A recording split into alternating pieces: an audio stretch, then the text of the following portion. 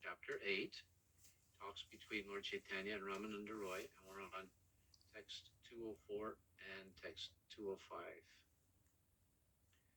Once again, you can chant the Bengali and all the Sanskrit and Bengali and the purports if you so choose to, but it's not mandatory.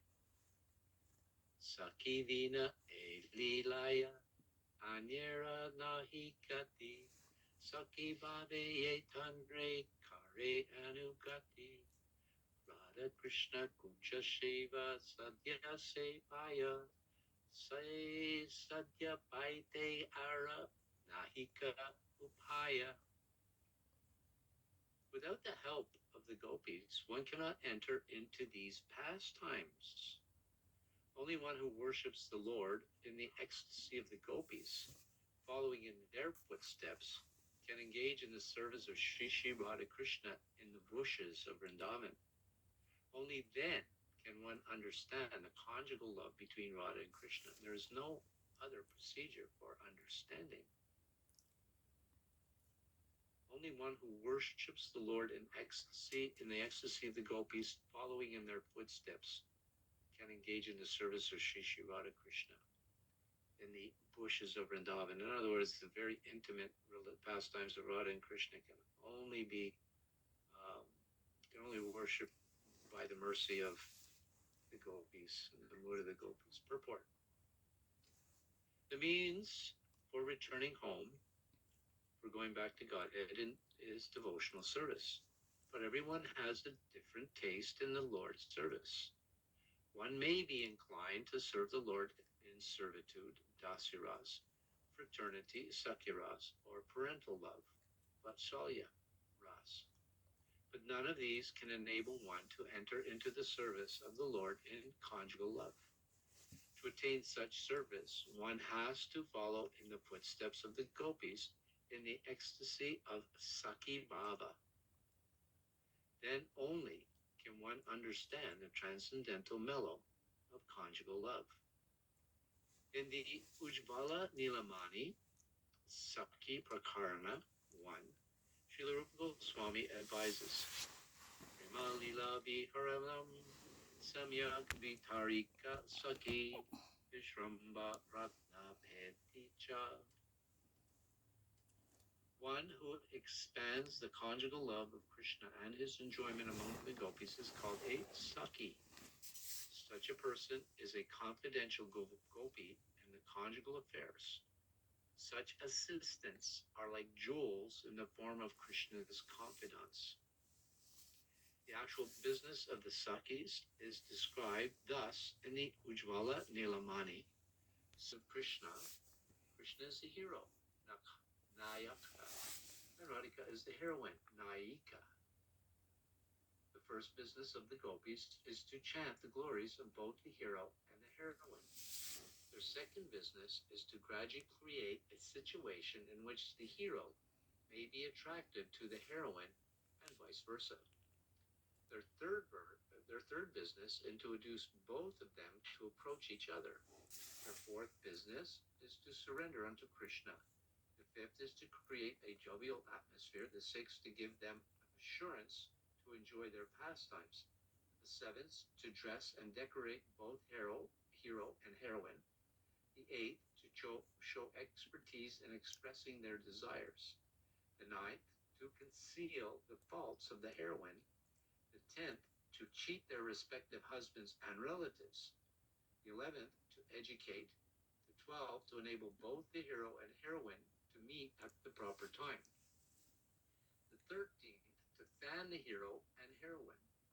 The 14th, sometimes reproach the hero and heroine. The 15th, to set conversations in motion. And the 16th, to protect the heroine by various means. So this is the duties of the Sakis.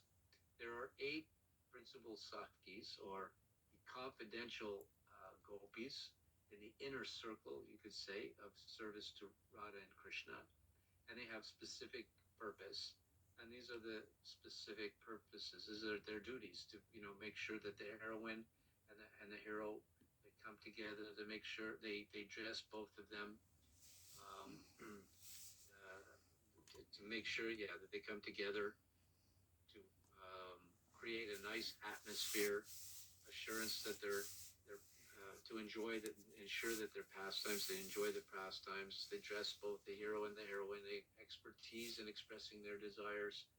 Make sure that they can show ability to express their desires. To conceal the faults of the heroine. Gopis don't want to have Krishna think that there's any fault in Radha, so to conceal the faults of the heroine. To cheat their respective husbands and relatives, because they for them to be together, technically they're not actually husband and wife.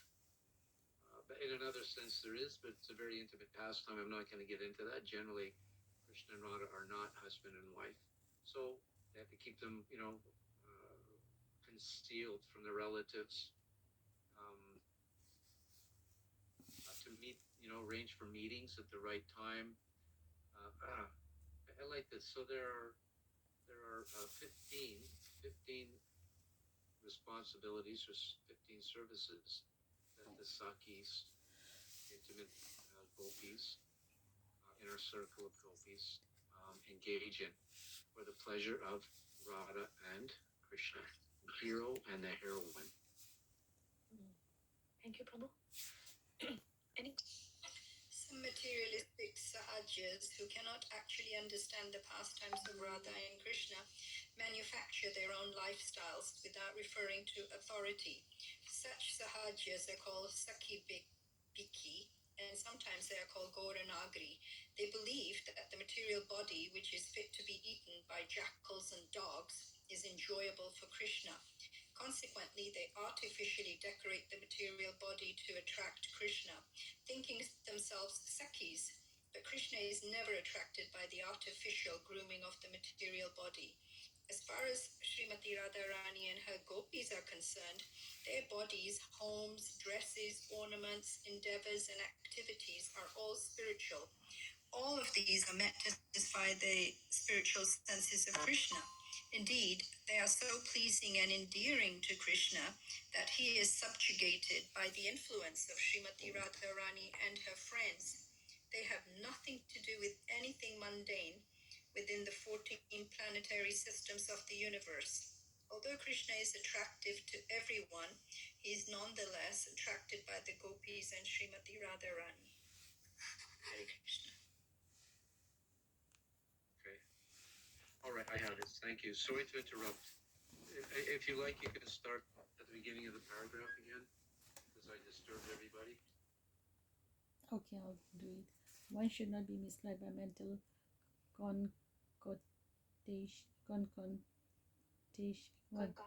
concoction, supposing his material body to be perfect and deeming oneself as Sakhi. This is something like how do you say that? Grahopasana.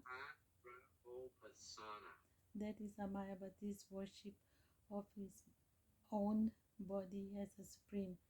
Srila Jiva Goswami has cautioned mundaners to abstain from such conceptions. He also warns that thinking oneself one of the associates of the Supreme without following in the footsteps of the gopis is offensive as thinking oneself the Supreme. Such thinking is a brand. One has to practice living in Vrindavan by hearing about the talks of the gopis with Krishna. However, one should not consider himself a gopi, for this is offensive. Krishna. Prabhu, can I ask again a question? So, when we do the drama and become Krishna or Nitya... Pastimes of Krishna and Radha, is that offensive? No. But when if you're performing a drama, it's not it's the same thing. It's not offensive. But when you're performing, just as when you're speaking about Radha and Krishna, one should be a devotee, and preferably a pure devotee. And similarly, when you're doing a drama, it should be done by devotees, not by professionals. And Srila Prabhupada, when he was in school, he talked about they did a drama about Lord Chaitanya, and Srila Prabhupada had the role of Advaitacharya, and they practiced and practiced and practiced till they got it down so perfect that when they did the presentation, the drama into the public, the public were so moved that they, tears would come to their eyes. So this is mentioned. We'll hear about that if we haven't already in that Leela Amrita. So, no, it's perfectly fine to do a drama as long as you don't